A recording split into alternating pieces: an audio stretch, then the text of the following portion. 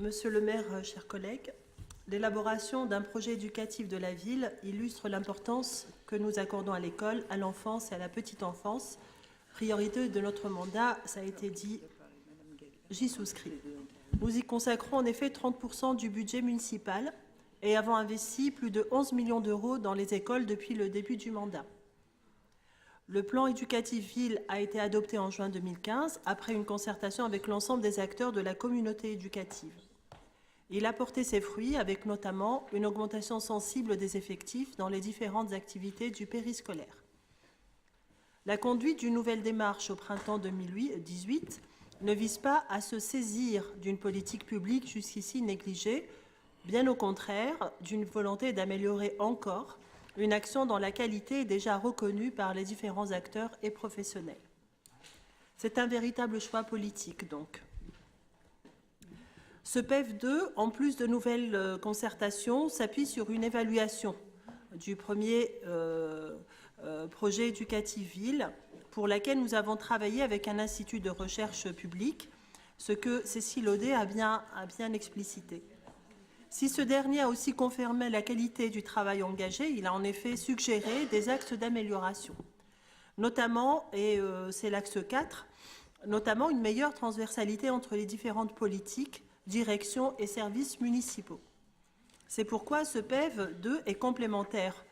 Par exemple, des réunions de concertation sur la jeunesse menées en octobre 2018 et qui a permis d'aboutir aux mêmes préconisations notamment. Il est aussi emblématique de l'ensemble des politiques que nous souhaitons maintenant mener et qui doivent être forgées vraiment en toute transversalité entre les différents adjoints et les différents services de la municipalité. Les autres pistes de travail sont l'adaptation des conditions d'accueil pour les enfants de 2 à 6 ans, qui ne peuvent pas être les mêmes que pour leurs aînés de l'école élémentaire.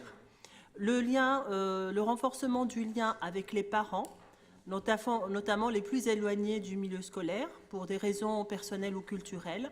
Et enfin, l'amélioration du temps consacré aux études surveillées. J'insiste sur la préconisation, sur la piste de la place grandissante qu'il faut accorder aux parents dans l'institution scolaire et notamment dans le temps de travail pour l'aide aux devoirs, hein, qu'on appelle comme ça, même s'il ne s'agit pas forcément de faire des devoirs donnés par le maître. C'est vraiment un levier pour lutter contre les inégalités et la reproduction des élites, puisque les enfants, quand ils rentrent chez eux, peuvent avoir des parents qui sont déjà familiers du système scolaire et qui vont les aider, les propulser et leur permettre d'accélérer leur connaissance et leur progression.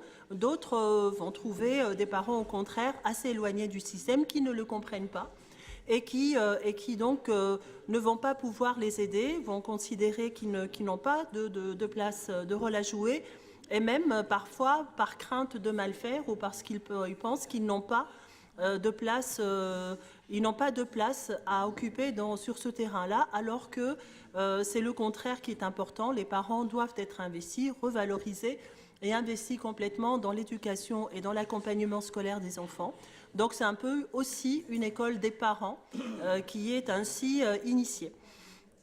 Donc, au nom du groupe socialiste, je tenais à saluer les efforts répétés dans un domaine essentiel, celui de l'éducation qui forme des citoyens et prépare l'avenir. Je vous remercie, Monsieur le maire.